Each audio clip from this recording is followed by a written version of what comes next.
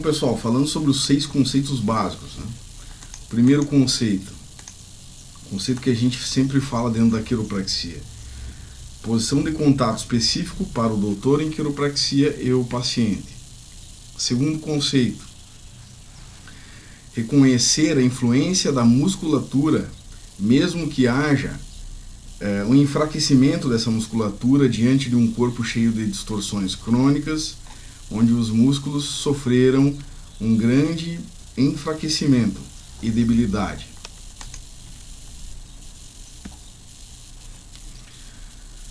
O terceiro, então, conceito: os ajustes específicos vão apresentar, então, um efeito duradouro, mesmo que existam músculos enfraquecidos e afetados pelo distúrbio pélvico e de extremidades inferiores. Importante considerar que o ajuste específico ele não é, digamos, da mesma epistemologia das outras técnicas que nós temos na quiropraxia straight.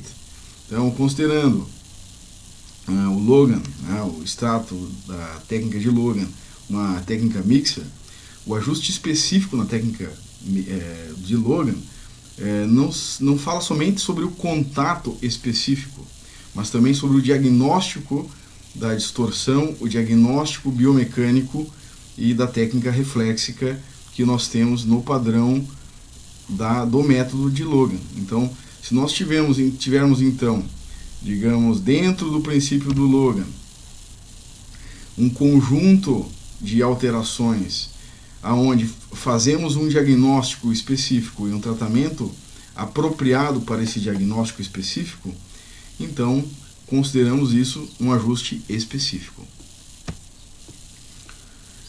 Conceitos básicos, né? Quarto conceito: subluxação na coluna vertebral está relacionada com deficiências pélvicas sacrais, de extremidades ou distorções. Não haverá correção do complexo luxação vertebral se não tiver resolução na causa estrutural. Então, considerando que o Logan vem de uma abordagem estruturalista, de Carver, então, se nós não corrigir a fundamentação da coluna, a base da fundamentação da coluna, nós não vamos corrigir as subluxações que estão acima. Então, primeiro nós temos que tratar a base da coluna. Se nós não tratar a base da coluna, nós não vamos tratar as subluxações que estão acima.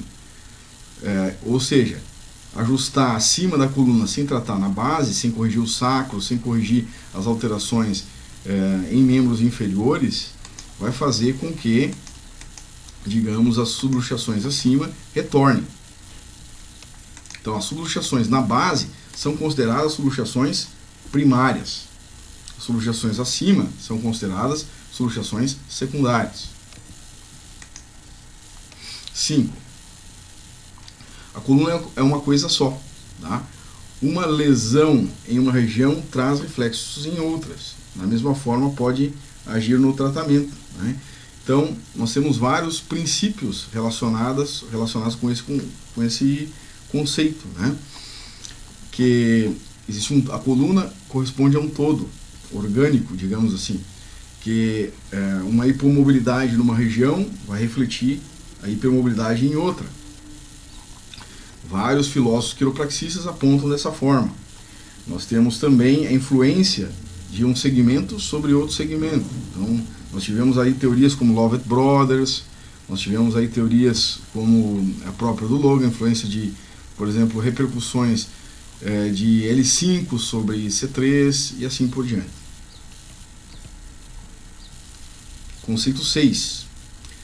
A correção pélvica consiste no nivelamento ilíaco e normalização do ângulo sacral, removendo a causa das lesões da coluna e suas consequências. Então, ou seja, se não corrigirmos o ângulo sacral, nós não vamos corrigir, então, a lesão na coluna. Então, essa é a base do tratamento do Logan. Agora vamos para as 9 leis, né, baseadas na atuação do sistema nervoso. Então, a primeira lei é a lei da facilitação. Quando o impulso passou uma vez através de determinado conjunto de neurônios para a exclusão de outros, ele tende a tomar o mesmo curso em ocasião futura. E cada vez que atravessa esse mesmo caminho, a resistência será cada vez menor. Então, a mesma coisa, ele vai passar por um trajeto, por exemplo, digamos, específico, num caminho para a gente ir para casa, a gente já se acostumou naquele caminho, a gente tem que pegar sempre aquele mesmo caminho. Da mesma forma, se nós vamos desbravar uma floresta, se nós vamos fazer uma picada, a tendência é a gente sempre passar pelaquela picada, a trilha, né? Então, uma vez passando pelaquela trilha, a resistência da floresta para a nossa passagem vai ser cada vez menor, né? Cada vez vai ser mais fácil passarmos pelaquela trilha. Da mesma forma, as sinapses no sistema nervoso vão se facilitar para aquela situação, para aquele conjunto de impulsos. Então, o trajeto facilitado dentro do sistema nervoso vai ser um trajeto que vai ser, digamos, cada vez mais hábil, cada vez mais, digamos, destro, mais, digamos, habilidoso para o sistema nervoso. Lei de Arns. Estímulos fracos estimulam a atividade fisiológica. Os moderadamente fortes os favorecem.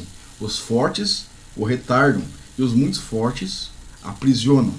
Então, desta forma, nós vamos usar a lei de Arns para, digamos, desenvolver estímulos, digamos, para técnicas reflexivas.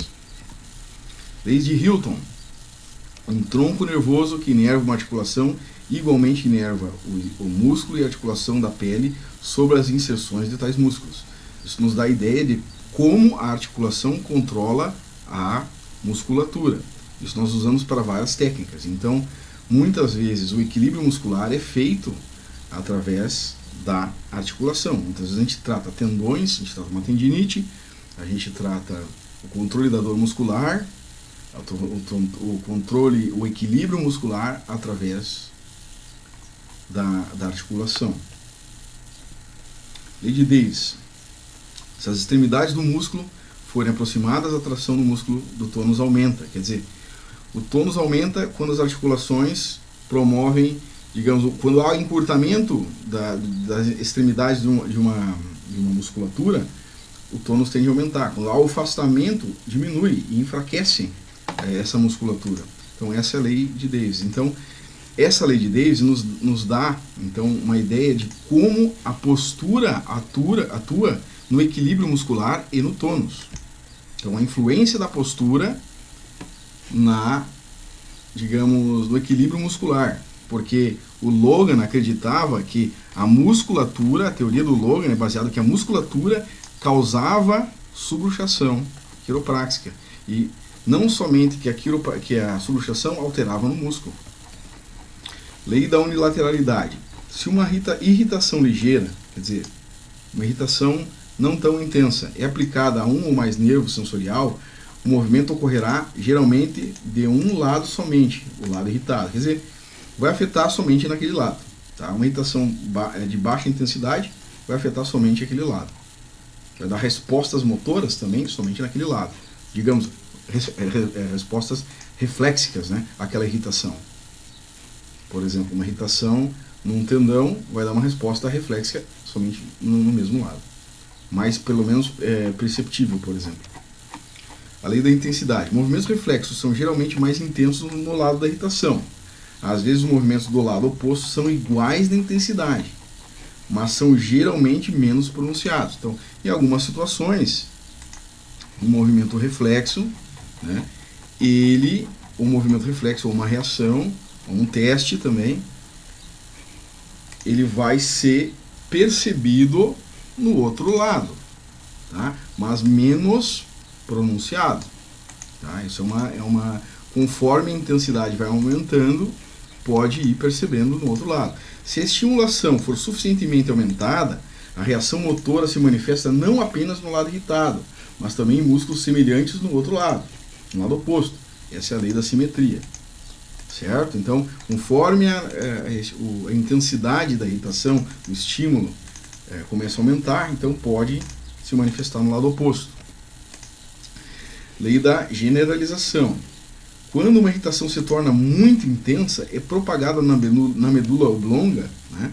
Na medula oblonga, e o que torna foco de estímulo radiado para todas as partes da medula, causando contração geral de todos os músculos do corpo, como se fosse, digamos, um travamento, né? Uma apoplexia. E 9, a lei da radiação. Se a estação continua a aumentar, é propagada acima e reações tomam lugar através de nervos centrífugos vindo de segmentos medulares acima. Então, olha só, todas essas sensações aqui nos ajudam no diagnóstico, todas essas situações nos ajudam no tratamento.